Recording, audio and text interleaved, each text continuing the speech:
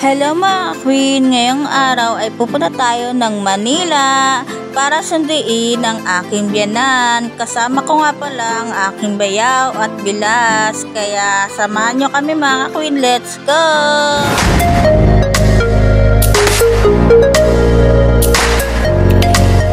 At ito na nga mga queen, paandar na nga ang aming sinasakyan na bus patungo sa pupuntahan namin.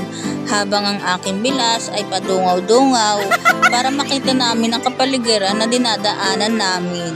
Kaya ito mga queen, samahan niyo po kami. Let's go mga queen!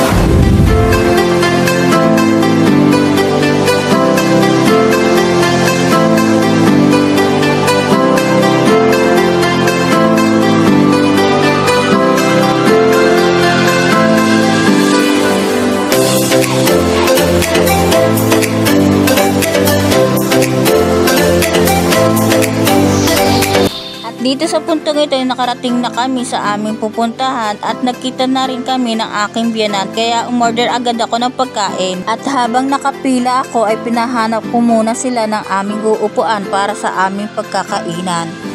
Eto na nga mga queen, kumakain na nga kami. Kaya eto, lapag na tayo mga queen, let's go!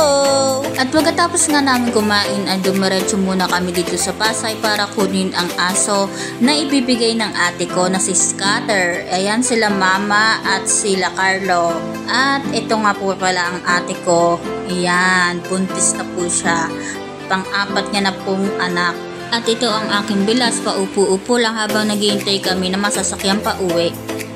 At nakarating na nga yung sasakyan namin pa uwi at nasa loob na nga kami ng sasakyan. Pauwi na rin kami, napagod kami, grabe. Sa hinaba-haba na nilakad namin simula Baclaran hanggang Pasay, hanggang sa makauwi na kami. Hanggang dito na lang mga queen, salamat po. Thanks for watching. Don't forget to like, comment, and share, and subscribe.